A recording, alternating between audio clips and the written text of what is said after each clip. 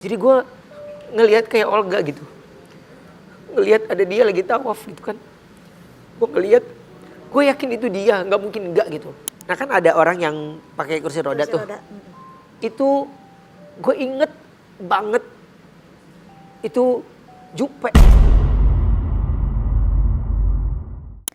Kejadian langka dialami oleh Ruben Onsu. Sedang beribadah di tanah suci, namun tiba-tiba mata ia seolah diperlihatkan sosok-sosok yang sudah lama berpulang.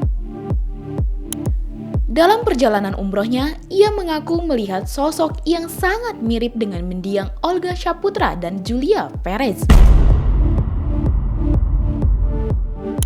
Tak cuma melihat, ia juga memimpikan keduanya pada malam harinya. Yang bikin merinding, beberapa hari setelah kepulangannya ke Indonesia, Ruben langsung jatuh sakit sampai harus dirawat di rumah sakit. Padahal, ia percaya kalau itu bukan karena jet lag. Apa sebenarnya yang terjadi? Apakah ada kaitannya antara penglihatan Ruben dan sakit yang dialaminya?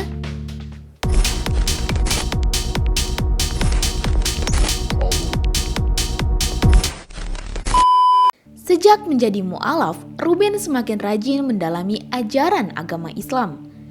Setelah sebelumnya menunaikan ibadah haji, kini ia kembali diberi kesempatan menjejakkan kaki ke tanah suci untuk melaksanakan umroh. Bagi Ruben, ibadah kali ini terasa berbeda. Ia tidak hanya fokus pada doa, tapi juga merasakan banyak pengalaman spiritual yang begitu mendalam. Dalam sebuah program televisi, Ruben tak kuasa menahan air mata saat menceritakan pengalamannya. Ia mengaku saat tawaf, pandangannya tertuju pada seseorang. Sosok itu sangat mirip dengan mendiang sahabatnya Olga Saputra. Dengan tatapan dan senyum khas Olga yang begitu dikenalnya. Sampai-sampai Ruben yakin benar bahwa itu adalah Olga yang sedang hadir dalam bentuk lain.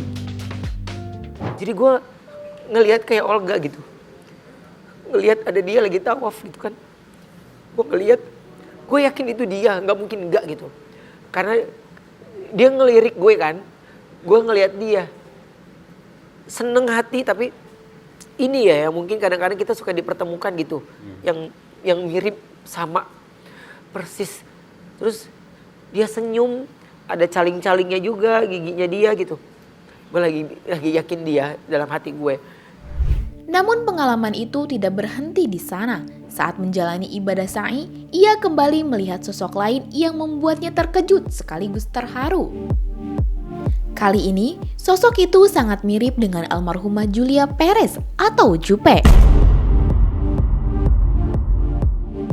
Ruben bahkan menceritakan bagaimana sosok mirip Jupe itu seakan melemparkan senyum ke arahnya. Cerita itu membuat Ruben menangis di depan publik. Baginya, kedua sahabat yang sudah tiada itu seolah masih mendampingi dirinya. Tidak berhenti sampai di tanah suci, pengalaman Ruben berlanjut ke dalam tidurnya. Ia bermimpi sedang hendak sholat, namun sebelum masuk, ia melihat Olga dan Jupe sedang menunggunya di pintu. Terus abis itu kan Tawaf. Iya kan? Sa'i. Sa'i kan, kita kan sa'i gitu. Nah kan ada orang yang pakai kursi roda tuh. Itu gue inget banget itu Jupe. Bagaimana terakhir kan waktu dia itu kan yang pakai jilbabnya kan gue kan. Waktu dia di rumah sakit gitu. Jadi gue ngelihat dia bener-bener telak. Di saat gue lagi sa'i gitu. Dan gue cuman ngomong, mungkin gue berada di sini mereka pengen ngeliat gitu. Gue nggak ada doa spesial yang khusus banget gitu, nggak ada sih. Cuman akhirnya ngeliat dia ngeliat gue cuman senyum aja gitu, terus jempolnya gini. Padahal gue nggak kenal itu orang, tapi persis banget. Tidurlah gue, capek, cuman ngebatin dalam hati. Jangan kalau itu lo, coba lu datengin gue lewat mimpi gitu. Coba bener gak itu lo? Dalam hati doang ngucap gitu. Itu sengucap-ngucapnya gue. Mimpi gue. Jadi kita lagi mau sholat di depan pintu mau masuk itu dia udah nungguin gue. Lama banget lo gue nungguin lo di sini gitu. Gue langsung kebangun maksud gini, ya Allah. Yang kadang ya gak kita minta pun Allah kasih lebih lagi gitu kan. Jadi sabar. Kata-kata itu membuat Ruben semakin terenyuh. Apakah ini hanya bunga tidur? Ataukah sebuah pesan spiritual yang memiliki makna mendalam? Namun tak lama setelah kepulangannya dari Tanah Suci, Ruben justru mengalami kondisi kesehatan yang menurun drastis. Tubuhnya drop, demam, dan meriang parah, hingga akhirnya ia harus dilarikan diri ke rumah sakit. Jadi gini, sebenarnya kan dari sebelumnya itu aku udah pulang dari umroh itu kan agak gak enak kan badannya, cuman ini mah kayaknya nggak mungkin jet lag lah ya, karena udah jaraknya juga cuma 4 jam kan perbedaannya gitu. Jadi habis dari situ aku ke aktivitas kayak biasa, normal. Sebenarnya jadi agak greges, jadi minum obat lagi. Greges, minum obat lagi. Ngepick tertinggi tuh Jumat. Jadi ngepick tertinggi Jumat, syuting di salah satu TV. AC-nya tuh dahsyat banget kan ya, dahsyat banget. Itu orang yang terbiasa kena AC aja sampai bilang dia dingin. Maksudnya orang yang biasa suka AC aja dia bilang ini dingin banget. Lo bayangin apalagi gue kan gitu. Jadi ya dari situ tuh terus kepalanya kelayangan, pusing gitu, terus badan gak enak, makin gak enak. Udah Sabtu, Minggu ada istirahatnya, ada jalannya. Terus Senin itu, Senin dari pagi tuh emang udah gak enak tuh. Senin dari pagi gak enak, terus kerja lagi. Habis kerja langsung drop. Tuh, udah mata udah gak bisa gitu deh. Tiduran aja. Udah terus dari rumah sakit terus. Dalam keterangannya, Ruben menjelaskan bahwa kondisi drop itu dialaminya hanya beberapa hari setelah umroh. Perubahan cuaca yang ekstrim ditambah paparan AC yang terlalu dingin selama perjalanan membuat tubuhnya lemah. Ia mengaku tubuhnya menggigil, kepala berat, hingga akhirnya tidak kuat lagi beraktivitas.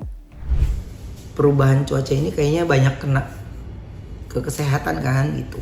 Nah aku tuh udah benar-benar dari panas dingin gitu.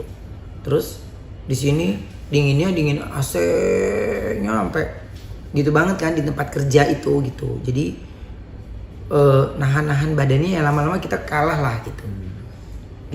Yang membuat publik terharu, Ruben mengatakan dirinya sempat sendirian di rumah sakit. Ia tidak ingin menyusahkan keluarga dan memilih berjuang dalam diam. Namun pada akhirnya, kabar itu sampai juga ke telinga Betran Petro, putra Onsu, yang datang menjenguk Ruben dan memberi dukungan. Iyalah, pokoknya langsung ditengok. Kalau adik-adiknya memang janganlah, masih kecil. Kemarin kan sempat masuk di ICU dulu gitu. Jadi yang nunggu kan nggak ada juga, cuma bolehnya sendiri doang. Jadi ya kasihan kalau anak-anak. Jadi aku milih untuk fokus istirahat, ikutin arahan dari dokter, udah aja gitu. Dia khawatir banget karena dia nelfon, dia kan selalu pasti telepon terus tiap hari. Terus pas lagi video call aku angkat nggak nih ya gitu. Mau angle manapun tetap aja ada alat-alat rumah sakit kan gitu. Karena kalau dia nggak percaya gitu, ya coba puterin videonya gitu. Jadi nggak mungkin, jadi pasti ngomong. Ya ngomong lah, sakit nyok, ini ayah lagi ini gitu. Udah akhirnya dia ayo pulang kampus ke situ ayah gitu. Oke. Meski begitu, ia tetap bersyukur. Kondisinya kini berangsur membaik dan Ruben sedang menjalani masa pemulihan dengan banyak istirahat. Ini kan aku lagi di Yarsi, bener-bener lagi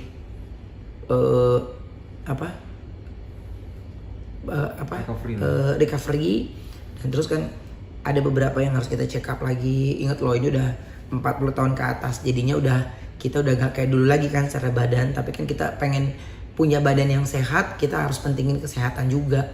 Makanya check up itu bukan berarti kita sakit kan, tapi check up itu penting untuk kita mengetahui apa yang kita, oh iya makanan ini di usia kita yang udah nggak boleh, makan ini udah nggak boleh gitu. Ya mudah-mudahan itu tidak menjadi pertentangan untuk kita mau sehat ya gitu. Kisah Ruben Onsu ini meninggalkan pertanyaan besar. Apakah sosok yang ia lihat hanyalah kebetulan?